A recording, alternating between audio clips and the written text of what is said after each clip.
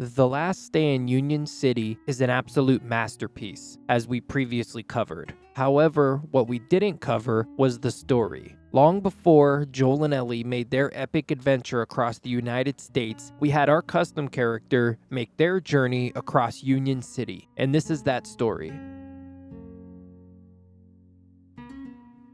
My story from inside Union City starts one night on the drive home. As I'm driving, I take a quick look at my phone, notice that I don't have any cell service right now, so I go to put my phone away, but just as I do, I hit something in the middle of the road, which cracks the windshield and I wreck the car. I have no idea what I just hit, but here we are. Our car isn't going anywhere now, but we still need to get home to our wife Beth, so we decide to go on foot the rest of the way. There's burning cars all up and down the road. Something clearly is going on. I look inside one of the burning cars and I find a small handgun and a crowbar. Unsure of what's happening, I decide to take them with me just in case. A little further down the road, there's a house and I wonder if anyone's home. When I get out front of the building, I call out to the owners, but I get no response. So I go inside, and when I get there, I see two people in the living room, only they're not quite living. Before I know it, they're both attacking me, but I managed to fend them off with the weapons that I just found. I take a look upstairs, realize no one is home, and then I decide to head further into town. As I'm walking, I come across the house with some odd yellow graffiti on the siding. I go inside, I see if anyone is there, and sure enough, when I get inside, the homeowner's just standing there in the entryway. His name's Jackson. He says that he's recently moved in, and he tells us that we're safe there for now and goes into a bit about what's been going on. Jackson says that a few days ago people just started killing each other, except the ones who got killed didn't stay dead. He welcomes us to stay here for the night, which is a good idea because the door has bars on it, so we should be safe here. He also tells us that a couple of neighbors are here as well, Sarah and Peter, and they're upstairs at the moment. We head upstairs to meet them and we talk to Peter first. He is having a full-on panic attack, but to be honest, I don't blame him. Apparently he lost his kids during the chaos and he is pretty adamant about getting their bags and getting out of there. We don't get a chance to talk to Sarah because it's pretty late and we need to sleep, so we are well rested for the trip tomorrow because when we leave here we have to go find our wife Beth and we have to do it on foot. So we rest and in the morning we take off. After fighting our way through all the houses on the street, we eventually run into a guy named Ray holed up in the back bedroom of one of the houses, but he didn't have much to say to us other than when he asked us what's been going on. So we move on and we head further down the road. Eventually, we come across a couple of guys trying to break through a security fence. One of them is named Ed, and I didn't catch the other guy's name because he was too focused on standing guard. I talked to Ed for a bit about what they're doing. Apparently, the military put up this fence, and the only way forward is through the fence. Ed asked me if I can help them by getting some bolt cutters from Ray at number 12, which is that old man we just met a little bit ago. Ed borrowed the bolt cutters from Ray in the past, so he's confident that Ray should still have them. We go back and we talk to Ray again. However, Ray tells us that the bolt cutters were actually never returned and that they might be in Ed's garage next door still. So we go and relay this info to Ed. He thinks Ray might actually be right and he gives us a key to his garage to go check. We take the key, we head inside and take a look, and sure enough, right there in the garage are the bolt cutters we're looking for. We grab them, we bring them back to Ed, and this was a good move for all of us because they needed through the fence and so did we. After getting through the fence, we head to the next neighborhood called Brookvale. I get to Tanner Street in Brookvale and I start exploring the neighborhood. It's dark out now and we are very sleepy and it's affecting our ability to survive. We fight our way to a grocery store and we actually find another survivor. Her name's Kelly and she's been hiding in the back room. Kelly tells us that she's been trapped in there since this whole thing started and she lost her glasses somewhere in the store and she can't see without them. She wants us to find them and she wants to know if she can come with us when we leave. We agree to both things and we go back out to the sales floor to find the glasses and we find them pretty quickly. We return them to Kelly and we take off.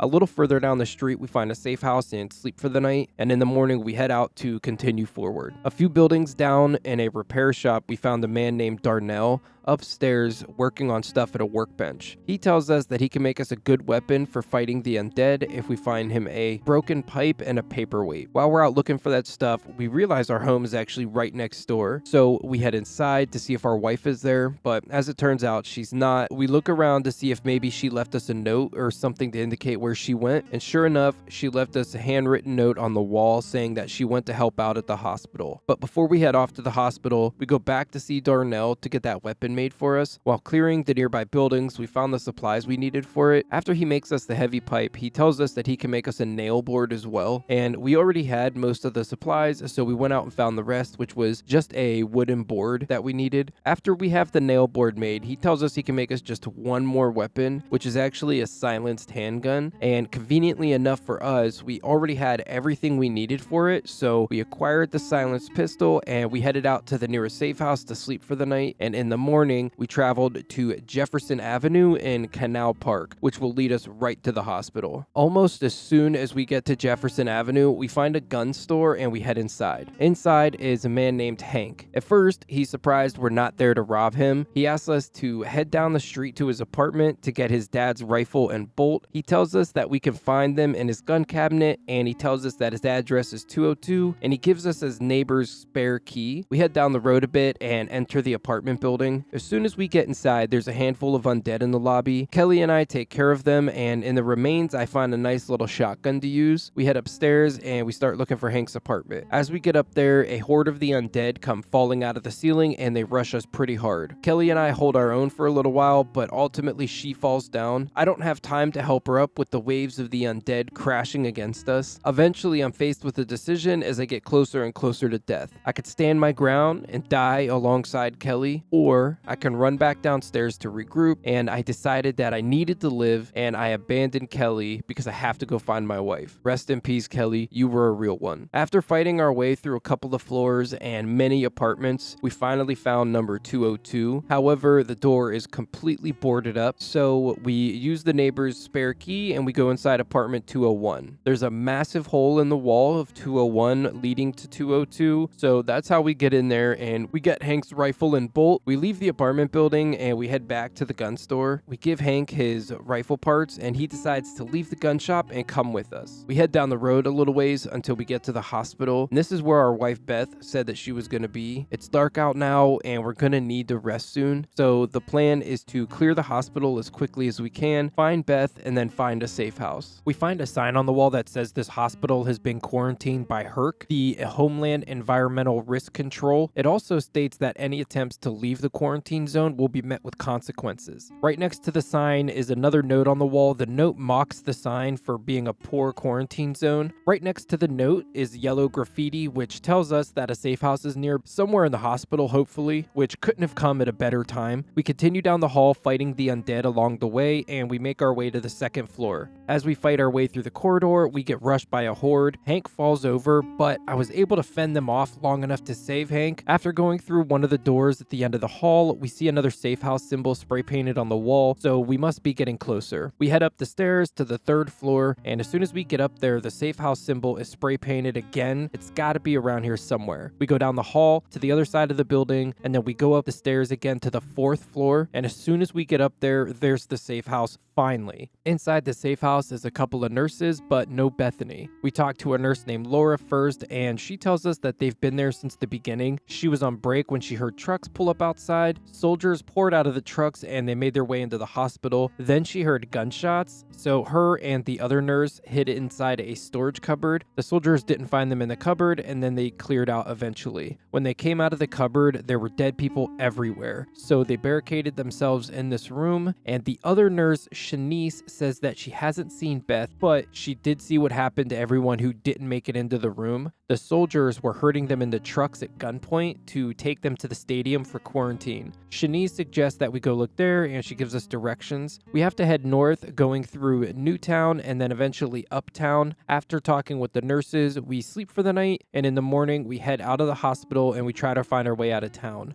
As we make our way out of the hospital, we come across a note on a table. The note is addressed to the nurses. It talks about a patient who has come to the hospital and that they had walked 100 miles all the way from Glendale to get here. He was raggedy and he looked like death. He was also nursing a bite on his leg. I don't know who this note is about, but he sounds like a total badass. I hope he survived, but with a bite, I wouldn't bet on it. Just before we leave town, we find a pawn shop still open. The guy running it calls himself the King, and he wears a Crown, but he sells some good quality weapons. We're able to afford a scoped M16A2 assault rifle and nearly 500 rounds of ammunition, which is a total score. This should take care of us for a while. After we leave his store, we head to Houston Street in Newtown. We began exploring the buildings in the neighborhood, and inside the stockroom of one of the buildings was a note written on the wall. In the note, they mentioned something about a broadcast from the east. I'm not sure what that's about, but maybe we'll learn more about it, or maybe this has no significance at all.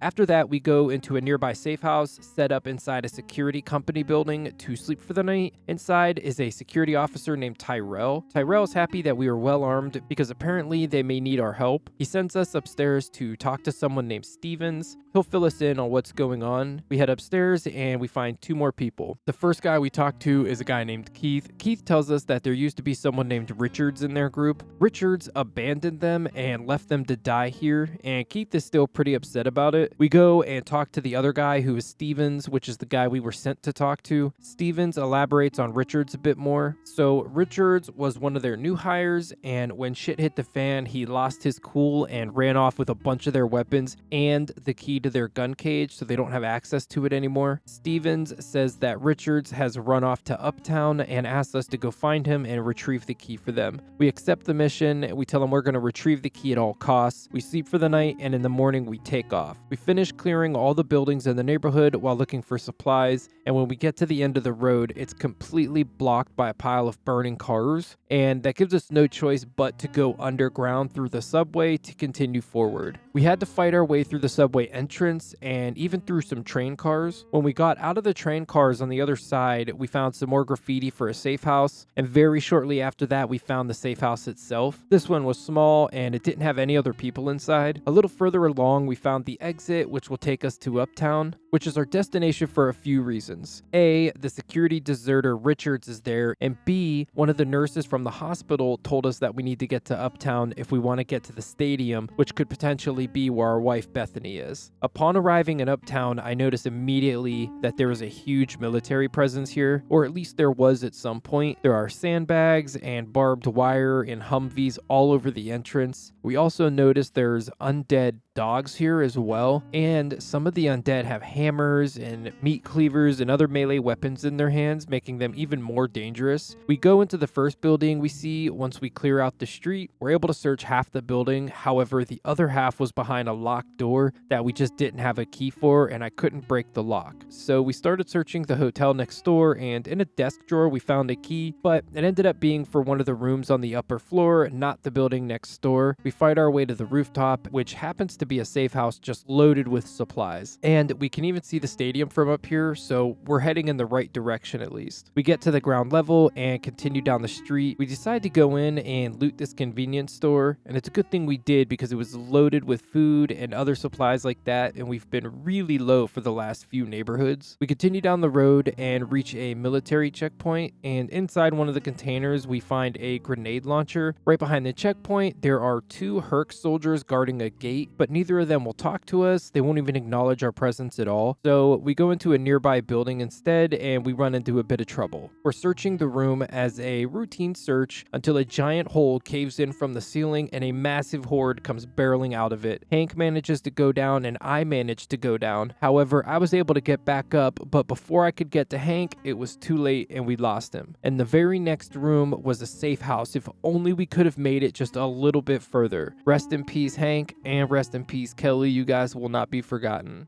But we have to move forward. We continue clearing the rest of the buildings on the street, one of which is a police station with a fair bit of stuff inside. We had to pick open a locked cabinet, and inside was a key to a gun cage. We found the gun cage and we loaded up on guns and ammunition, and down the road a little further was another pawn shop open for business with a ton of new guns and ammo for sale. So we stock up on 5.56 rounds and 7.62 rounds and even some 9mm rounds. We also buy a riot helmet helmet and a Spec Ops MP5, and we're good to go. When we're all done here, we leave the area and we head straight to the stadium. At least that was the plan, but it just occurred to me as we were leaving that we never found Richards, that security guard deserter we were looking for. So I went back to Uptown and re-cleared every building there, and he was nowhere to be found. However, there were a couple of locked doors that I didn't have the key for, so I don't know if he's behind one of those doors or if he also went to the stadium. So we're just gonna go straight to the stadium from here, and hopefully we find him there. We arrive at Ballpark Drive, which is just outside the stadium, and we start getting a lay of the land. There's a military checkpoint outside the stadium, and this one is being manned by 4 soldiers. The sergeant tells me to head inside when I talk to him, so I head inside, and then I'm met with a doctor in a full hazmat suit. The doctor tells me to head inside with the rest of the survivors. I walk a little further, and I'm met with another soldier. He tells me to go into the room behind him to be registered, but I don't know if I want to do that, to be honest. I think it might be the only way forward though, and maybe the only chance I have at finding my wife. So I go through the door. Once I go inside, there's another person in a hazmat suit sitting at a desk and another soldier guarding the door that I just came through. I panic. I try to go back through the door I just came in, and the soldier tells me that this is a quarantine area and I'm not allowed to leave. And these people better not try to take my weapons away or there's going to be problems. The woman at the desk adds me to the registration and tells me that if I'm looking for someone, I can check the list of names posted on the wall behind her. So we check the list for my wife and for Richards. There's no Richards on the list. However, Bethany is on the list, but it also says that she's been relocated, but it doesn't say to where. We head through the next door and we end up on the stadium's field, and outside on the field are a bunch of other survivors and cots and bunk areas, and maybe one of them knows where Bethany went. I start asking around for Bethany. No one seems to know anything yet until I come across her backpack on the ground next to a cot. I talk to the next guy I see, Barry, and he confirms that this is in fact Bethany's bunk. He tells us that she got relocated just last night by the Herc officers. He also tells us that this place is locked down tight, and if I want to find my wife Bethany, then I better meet him in the maintenance room. So we head down the hall and we go through the men's room and into the maintenance room from there. Inside the room are a bit of supplies and a bunk. We also get to talk to Barry without guards watching us. Barry tells us that his wife was also taken by Herc, and they didn't tell him where they were taking her or why. Barry tells us that he trusts the army, but he doesn't trust Herc, because for what reason would they have to separate families? Apparently there's a Herc command center on the other side of the stadium, and the door in this room leads to service areas that go all over the stadium, which will be our way through. Barry wants to trade. He wants us to collect some info from the Herc command center, and in exchange, he will help us leave the stadium. So that's what we're gonna do. We make our way through the service tunnels until we find a hatch leading up to the command center. As soon as we get inside, we get gun rushed by a Herc officer, and we have no choice but to kill him as he had opened fire on us. On a desk, we find a note that has some details about the relocations. It says that the subjects have been pre-screened and show signs in Standard 101A,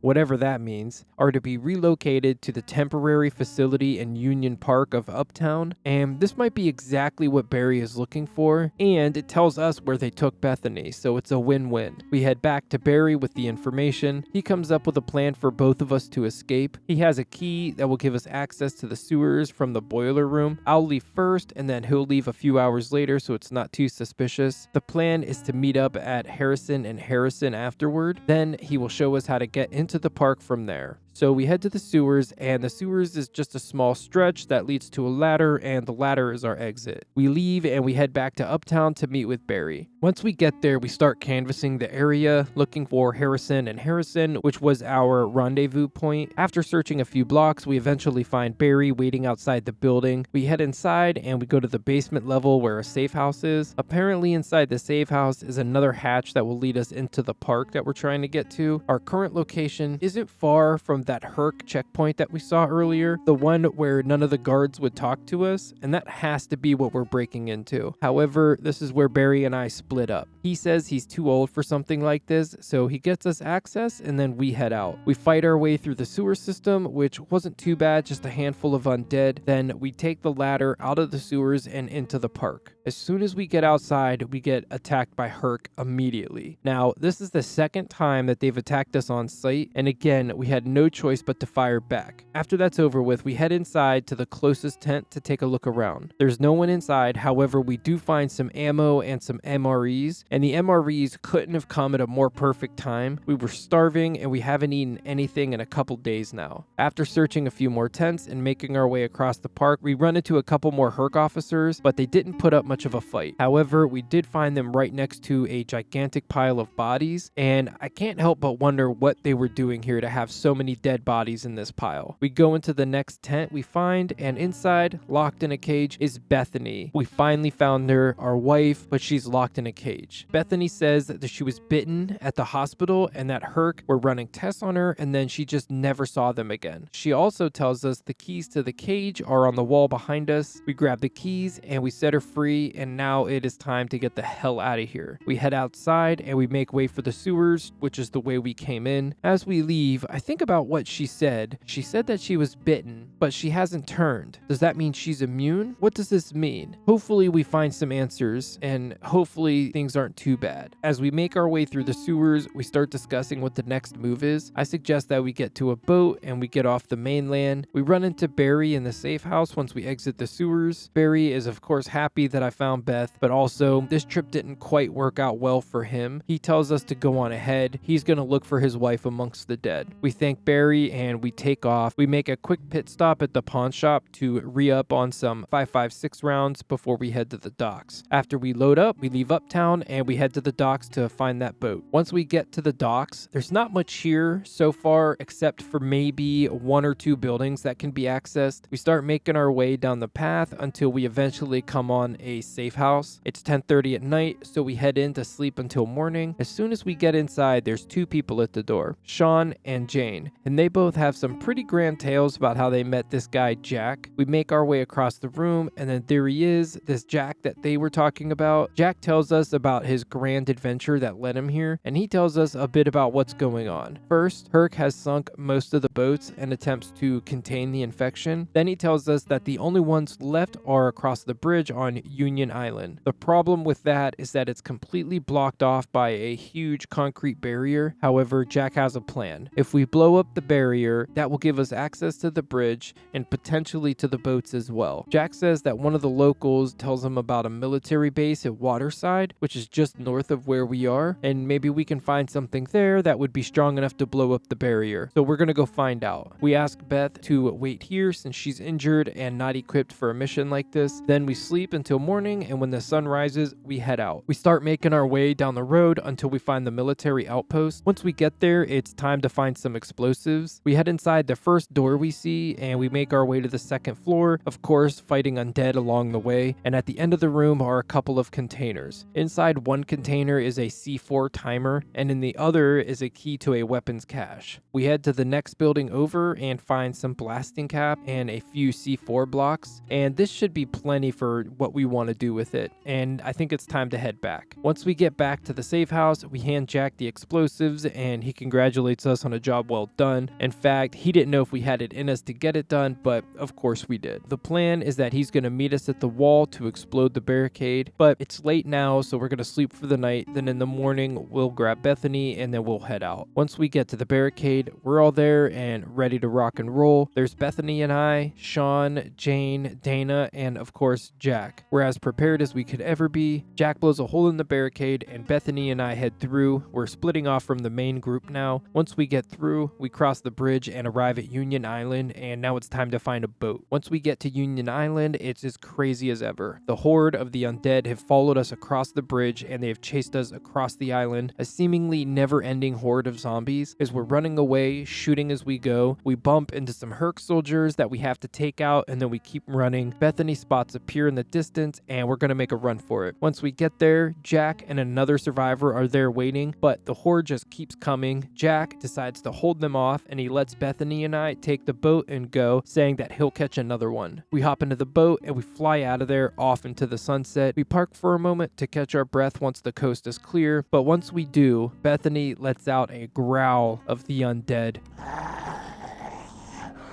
and then it goes black.